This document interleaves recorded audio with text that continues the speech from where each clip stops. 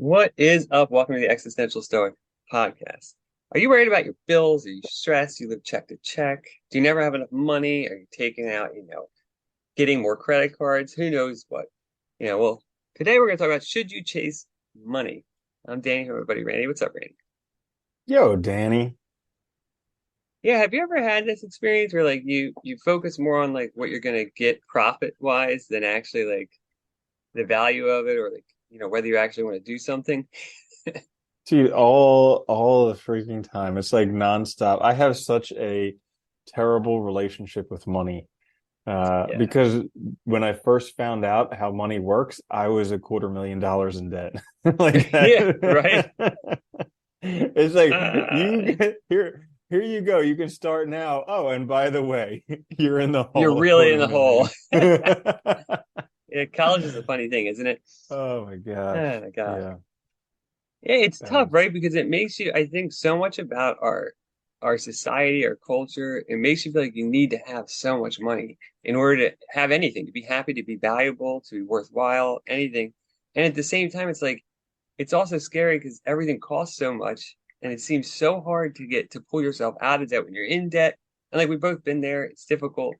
Um, and so it's easy to, I think, to focus too much on just earnings rather than anything else and forget everything else that's valuable in life or forget like even how to be happy or how to have a good life. hmm Yeah. I mean, there's so many. I'm glad we're doing this topic because I have read probably like 50 to 100 books on personal finance. Like when I was deeply in debt, that was the only thing that I read. And That's a good and I've approach. yeah, I've done like Dave Ramsey's Financial Peace University like multiple times. But I think like simple enough it comes. I think it was Ben Franklin who said something along the lines of if you earn $100 and spend $99, you'll be happy for the rest of your days. But if you earn $100 and spend $101, you'll be miserable. And it's like Yeah. the truest thing ever. Simple as that. It's just like a Well, truism.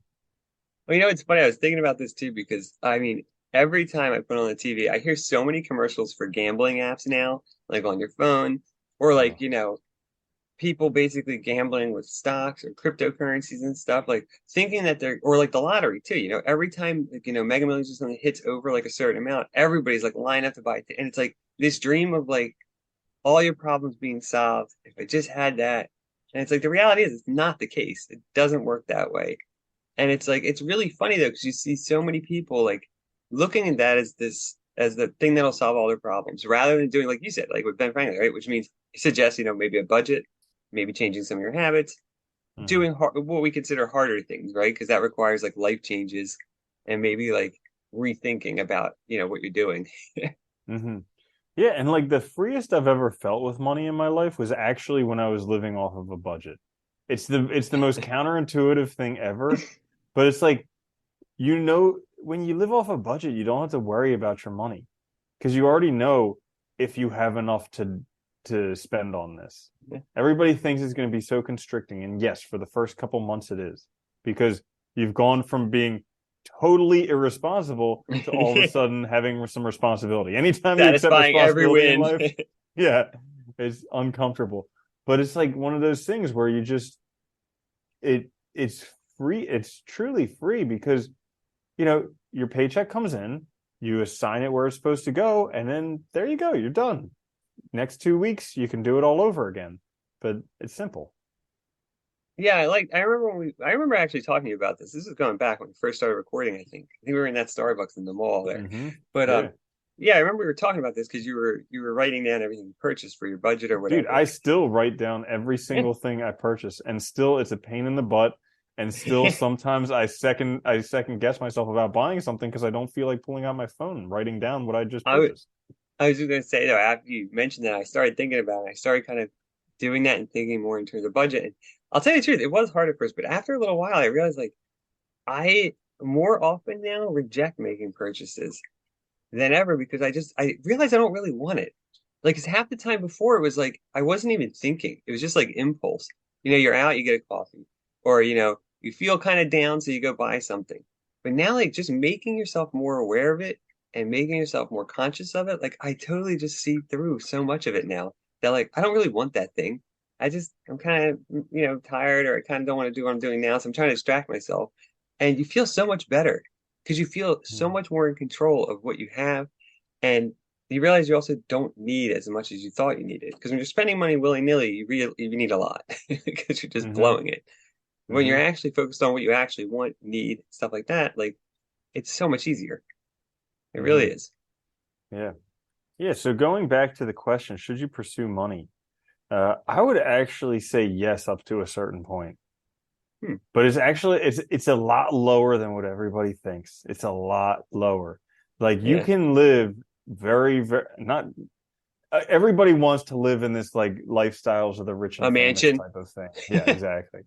But like you can live a very good life for 30 to $50,000 a year. A very good life. And Yeah. that's like for a family because you get your house for that. I mean, aside from some of the larger cities, like people in New York or San Francisco, good luck. You're screwed. But everybody else, other cities like that, you can rent a cheaper place, you can cook your own food, you can go out once in a while, but like you can live pretty okay.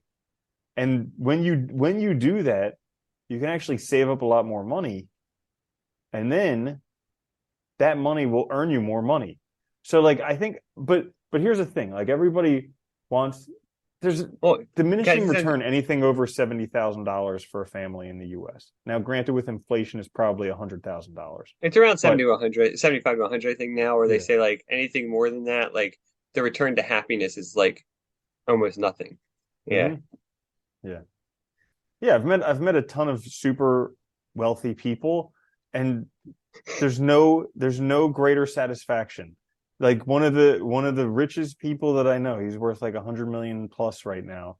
He's like, you know what? The best car I've ever driven, Chevy Suburban. The best food I've ever eaten, Cheesecake Factory. It's like these things are available to the brokest mofos in the world. So Yeah. you don't need, you don't need a Lambo, you don't need a Prada bag or whatever they make. You don't need the $400 Wagyu steak. You know, there's But nothing. that's the thing though, is realizing you don't need it. It's like fighting against all of the rest of the society, all the advertisers, all the social media and everything, and realizing what you actually need. Tell you, my favorite car ever is the one that I paid for outright and owned. Because you know Mm-hmm. what? It's like the best. Because you don't have to worry. You're not concerned if something happens. It's like it's yours, and there's Yeah, nothing better than that. And it works, just fine. dude, and you don't have to worry about it at all. Nope. Like if you're not scared of like parking all the way out there so Yeah. nobody like dings the door. I do. If You a know. shopping cart hits, I'm like, nah, move on with my life. Yeah, Like, and it's yeah. not bad. It's not dirty. It's clean. It has heated seats. I mean, it's a great car.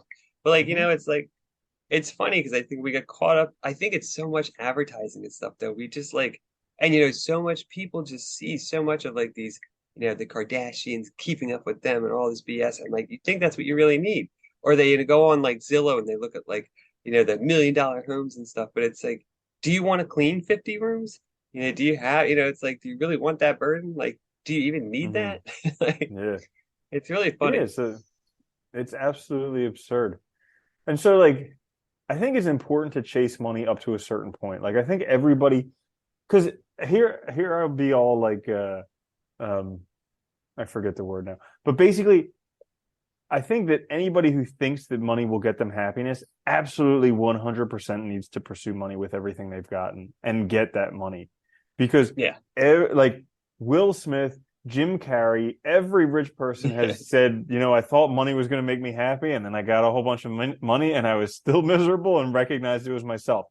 But until you have the money to recognize that, you're going to think, well, I'm different. I actually need the money. These Yeah. guys didn't need the money, but I actually need the money. I will be happy with the money. And you will be for a little bit, but then you'll be miserable with the money. And then you'll be like, What I damn. like about I like Jim Carrey and Will Smith too because they didn't come from money either. So they came from a place where I think most of us come from, and then got that Mm-hmm. money, and then realized that it really wasn't actually the thing they actually needed. And Mm-hmm. it's so interesting because I think you're right. I think it would be absurd to say that you don't need to chase money at all because I think that would be ridiculous. You do need some within society. But I think knowing what that amount is crucial. And also I think not letting it dictate everything. because I think that's also important where people make decisions based on money rather than also sometimes other values that are maybe just as important or more important and more crucial to your happiness, right? Like liking a job, actually doing something that you're interested in, taking risks to, pursue growth and stuff like that. I think, sometimes we won't do those things because we're afraid of the cost, but sometimes that cost is negligible compared to what we'll get out of it. And the money will come later from those changes too, I think. Hmm. Yeah, so uh there's a really good book on money and kind of understanding it called Set for Life. And it defines a few different kind of milestones. Like the first is just saving up $20,000 just so like, you don't have Makes to be sense. terrified. The next is saving 6 months to a year of your income. And then after that, it's talking about some bigger goals. But one of the things that he goes through, because this is like the biggest, I think it's important that people know this. So like a lot of places that are like, oh, save your money, like don't go to Starbucks, you know, ride your bike to work Yeah. instead of a car. And in this book, Set for Life, they go through like the average expenses for an American because they've tabulated data across all Americans across wherever and seen what they spend on. And the largest categories are living expenses, like a house, and Yeah. taxes by Yep. far. That accounts for over half of your spending every year. Yeah. And so if you can cut those down in any way, you're going to save a lot. So if you're living outside of your means in housing, like cutting that back, being a little bit more uncomfortable, because that will, in the long run, save you a lot more than trying to save $5 a day on a Starbucks beverage. Yeah. I was looking at that actually not long ago. I read something where they're saying like, I forget the exact, but like back, like I think it was like in the 50s, 60s, like your housing costs, like rent or your mortgage, accounted for like something like 15% of your income at most per year. And now it's like 50 to 70, which is insane when you think about it. Cause like, it's just mind-boggling. I mean, but the prices have gone up a lot. And like people also, I think, like you said, tend to go or they tend to get oversold a lot, I think, when they talk to Oh, people that are, totally. trying to show them houses, show them places, you get oversold and then you're kind of stuck, right? It's like a car too. A lot of people go to the dealership, they have a price in mind and they get oversold, walk out, and before they know it, they're paying $100 more a month than they wanted to. Stuff happens. Well, it is bullshit how, or excuse my French, but how when you go to look for a house, you need to get pre-approved. So Yeah. you already have to go to a bank, find out what's the maximum leverage I can get on this house. Okay. And then the realtor shows you houses that are more expensive than that. Yeah. Yeah, Like exactly. that. Yeah. They're like, how can you make this? Can you go back to the bank and like have someone co-sign for you so you can afford this thing you can't afford? And it's like, oh, geez, They do no. the same thing at car dealerships too and all. And I think that's where I think budgeting does help. Knowing exactly what you're willing to spend and being rigid about it, staying within it is crucial because like it is hard in the moment sometimes, but there's nothing more satisfying than not having to stress about that because you exercise control and you made a decision. You didn't let that decision get made for you. You didn't let other people make it. It feels better. And you just, you are in control of yourself. You know what you're doing. I think there's a Hmm. lot to that. Yeah, so now that we've pissed everybody off talking about budgets, let's yeah, let's Right? talk about the other thing that's pretty important. So, in terms of chasing money, there's at the end of The Magic of Thinking Big, I think one of the last sentences in that book is, if you take care of service first, the money will take care of itself. And I think I think that's that one. so true because really money is just something that people give you in exchange for a service. Like you're providing a Yeah. service for them or something of value, which is doing them a service, and they're willing to give you some of this money that they have for it. And so if you can just focus on a service, the money will take care of itself. Well, it's But funny when I just want when I was thinking of this topic, yeah, I was thinking of the story too you told of your one friend who was like getting into like sketchy shit because like well, and it's like I think that's the other side of chasing money too is we get ourselves in situations where we're willing to do things that we would never do otherwise, you know, or if we mm-hmm. were, not in that position or not only looking at things from one side of it. And I think this is the other side of it too, which is like if you get caught up in that side way of thinking of just chasing money, you also forget about everything else that has value to you. You forget about everything that means something to you, whether it's your own values, whether it's other activities you like, whether it's doing things you love. I mean, everything kind of melts away for this one thing. And it's so easy in this world because everything is basically reduced to money, and it makes it Hmm. very hard. Yeah. Well, I mean, money is not just something that's exchanged for service. It's Yeah. also, can be comparable to your life force. Like there's that book, Your Money or Your Life. It's also a proxy for power. Yeah. So it's a very easy way to count to see who's more powerful by just Yeah. counting money. And also, money is something that can change people's minds. Like everybody has their price. And we get into trouble with that for many reasons because one, we we do things we wouldn't normally do, or we make other people do things they wouldn't normally do for money. Yeah. But then also we get stuck with this false mental model where we're like, oh, money can change minds. So it can make me happy. If I have more money, then I'll be happier. Yeah. And that's just faulty. It's a false conclusion, but everybody believes it. It's funny in ethics when I teach on certain topics is this idea of taking advantage of a desperate situation. And the idea is, there's certain situations. There was this had come up a long time ago with surrogacy. So, women acting as, carrying a, child for somebody else, right? And originally they were using it, there was cases where very poor women were targeted and they would offer them a lump sum. And it's like at that moment, they are like some of the ethicists were arguing you can't make a rational decision because you're picking on people who are desperate, who are, well under, over their heads, they're basically can't even eat. And you're offering them a lump sum to make this decision that really is unfair, right? But I think you see this happen all the time where we use money to change people's minds and act like somebody else is making a real decision. So I think it's a very difficult thing. Oh my gosh, talking about using like freaking student loans. Oh God, Hello. yeah, Asking an exactly. 18-year-old child who's never handled money before in their life to go into debt.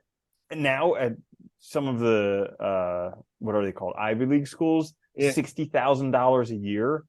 Not only that Yeah. though, and you've told this 18-year-old their whole life that if they don't go to college, they're not worth anything and they're not valuable and they'll never succeed. And the only way they can go is signing this paper. It's like, what do you expect is going to happen? Yeah, I feel the same way Hmm. about it. It's totally criminal. It's Hmm. creating like an indentured servitude, It's insane. Yeah, totally. And student loan debt is one of the biggest sources of income for the US government, which is Yeah, absurd. They're it is literally absurd. enslaving their own nation, but Hey, but they call it financial aid. They don't I call it know. loans. Well, I mean, who was that who said like the best slaves are the ones who don't even know that they're slaves? Ah, someone. Oh, I think maybe it was yeah. Rousseau or something like that. Uh, who knows? But yeah, because everybody thinks, and you can't talk people out of it. That used to bother me to no end. Once I, because I mean, my story is I think it was like my last or just my second to last year of vet school. I took Financial Peace University for the first time. And like before that point, it was just, oh yeah, student loan debt. I'll make money when I graduate, of course. Whatever. And Yeah. then It's, and yeah. then I actually learned, how much I was going to be paying a month and how much I was going to be earning a month. And dude, it was just a pit in my stomach. I was like, this doesn't like I became a veterinarian It's because I wanted to impossible. work Yeah. because I wanted to work with dairy cows. Well, a Yeah. dairy cow vet makes, I don't know, maybe like $3,000 to $4,000 a month. Not very much. Not going to My cover student it. loan my student loan debts, just the minimum to ensure that I would have this student loan debt for my entire life, not to be paid off, was about $2,500 a month. So that Yep, would that have given leaves you me what, nothing. like $500 a month to live off of, which is absurd. So Yeah. I couldn't do that. I had to go work in emergency. I had to, work night shifts for a long time. I had to euthanize a ton of animals that I didn't want to do. And it's just like, money makes you do dumb stuff, especially when you take out loans. So if Yeah. anybody's thinking about taking out loans, don't do it. No, don't do Ben it. Franklin said better to go to sleep hungry than wake up in debt. And he is 100% right. Yeah. Well, that changes us too, I think. It changes how we think about money. It messes everything up. And honestly, like, I think, once you start addressing it though, it does for you because you're able to start thinking clearly. And like, I can say now with sort of, I think, certainty that like I've never been happier in my life than I am now. And it's because I started addressing those things, but also started thinking about what I really want. what makes me happy, and focusing on like a more well-rounded life, not just thinking about how can I make money, not just thinking about, because all those things do fall into place once you start thinking about, I think what really matters to you and what you want out of life. Isn't it crazy how addressing your fears is like literally the only thing you have to do to be happy? Yeah. Yep, that's all. And it's like the hardest thing ever Yeah. because you have this fear and you think, oh no, I can't. I can do anything else, but I can't go near that. And it's literally once you address it, it's just like, that wasn't And so bad. it's so funny too. I think age helps so much too. Because I remember when I was younger, like I remember when I was younger, I imagined my future. I wanted a big house, a flashy car. And then as I got older, I was like, I don't want any of that. It's like a hassle. Hmm. I want a nice place. I want a car that works, but I don't need anything more than that. And honestly, the brand name on it doesn't do anything for me. It doesn't make me Yeah. feel better. I don't care what other people think. So. Hmm. Yeah. I used to, one of my roommates in college all the time, he was like, man, all I want in life is like a sweet house in SoCal, a beautiful wife, a Land Rover Defender, and like 7 surfboards. I mean, that's all I want in life. That's not too much, right? Like, dude. Ah, No, that's definitely not great. too much. Not Yeah. too much. That's Yeah. thinking small. Think bigger, Yeah, buddy. I know. The sweet house in SoCal will set you back, whew, a few Oh, mil. a lot. But that's Yeah. what's funny. I think, we got caught up in thinking about others, thinking about our image, how others are going to Mhm. judge us and all. And like, one, they don't care. And two, I think you just totally miss out on living your own life and actually being happy.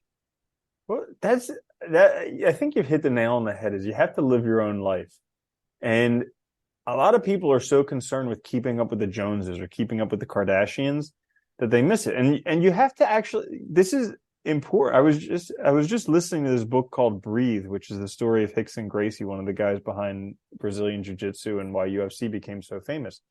And he was saying that like when he moved to Southern California, it wasn't only buying the house there that was expensive because you had to buy the house, which was like $2 million. But then, before you know it, you had to buy a Porsche because all your neighbors had a Porsche, and you had to send your kids to the private school because all their friends went to Hmm. the private school, and you had to eat the special foods because everybody else was eating special foods. And before you knew it, initially you were making $1 million a year and barely scraping by. After a few years, $10 million a year wasn't even enough trying to keep up Well, with then all of them. your kids need certain shoes or certain bags so they don't get made fun of and all. It's like, yeah, it's this idea of image that is so ridiculous because it doesn't matter.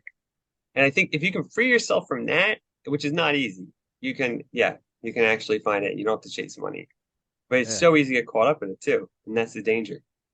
Yeah, like I remember when they were talking about real estate in the books, they would always say like buy buy the most expensive house in the poorest neighborhood or something. Or no, they would say buy the least expensive house in the I don't remember. Actually, I don't remember what they said. One of those two, but just Retract be that. careful. Retract that. Don't take this advice at all. It's terrible.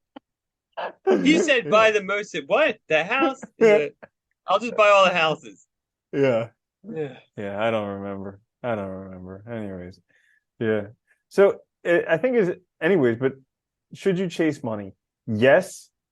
I think it's important to chase money until you realize that money won't give you anything you don't already have. Yeah. I like Hmm. that. I like that a lot. Yeah. And I think Yeah. if you And chase then, what you want, you'll have enough money. 100%. Because, dude, look at Kelly Slater or something like that. Sure, the pro surfer. Like, Okay. sure, he probably makes a lot of money. But do you think he really cares? No, he's doing what he loves. He's out surfing every day. You know, Oh, like anybody who's really doing something that they love, the money doesn't matter. It's just like it's the cherry on top. And for most of them, they could care less. there's this documentary about this kid that climbs. I forget what it was called, man, but he's a free climber with no ropes or anything. And he was doing this big climb. And the documentary, he lives in a van to climb all the time. Down And by he the had, river, yeah, right? No, literally, dude, he would park in Walmarts and stuff at night because like he just wanted to working climb. in a That's all he, van, yeah, down by the river. dude. Sorry, I just had No, to. that's a great That one. was good. That was a Yeah. good Chris Farley. But Okay, he, keep going. I'm sorry. but it was funny though because he finally got sponsorships and stuff, and he had a girlfriend and all, so he did get a house. But then he even said there like he gives away like 40% of his income because like I don't need it. I just want to go climb mountains and do what I'm doing. And it's like I think that's like if you can find that, you're lucky because you'll get what you need, you'll live a good life, and you'll be great at what you do. and the rest will fall into place, And you realize that you don't need all the other BS that comes along with chasing after things. Hmm. Yeah, well, like I think it's available to all of us. Like Yeah. I mean, guilty as anyone that fantasize about being one of these guys who's so good at one thing that's all. I've never had that experience where, I'm just like a great climber or I'm a great surfer or People snowboard seek and you that and out like on their own. Like, yeah, yeah. and like that's what I can go do all the time. I've never had that experience in life. But I have noticed over the past few years, there are certain things that I have maybe a higher capability for than other people. Like Yeah. reading books, 100%. I know for a fact I can do that better than a lot of people. And so I focus on doing that. Computers, better than a lot of people. I think that's a gift. And so I focus on doing that. Yeah. So like there are certain things that, and it's just learning to recognize those and then laying heavily into those things, like doing that because that provides me with joy and, you know, potentially there's opportunities for creative growth through there. Well, you'll find a way too to leverage it, I think. That's the other thing, because I think, and both of us is the same situation. Yeah, there's no one thing I'm like amazing how people are going to seek me out, but I have a lot of gifts. And I think that once you realize, when you take enough self-awareness and self-reflection, you realize what they are, you leverage them.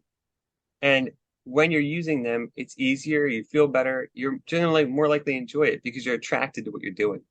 There's like a natural attraction there that keeps you doing it, keeps you engaged. Where like when you're doing something you don't want to do, it's hard to do that. It's hard to stay engaged. And I think so it makes it much easier. Yeah, I agree. Mm-hmm. Nice. Yeah. You want to add anything else? No, I'm good. All right. So there you have it. Should we chase money? Yes, if you think you should do it, then you'll find out you don't need it. Or honestly, no. Find out Mm-hmm. what you value, and live a life that's good for you. Thanks for Mm-hmm. listening. Check us out on YouTube, wherever you get your podcast. Please like, subscribe, and share. It helps us out. We'll be back later this week with a quick fix. Until then, though, later, man. Later, Danny.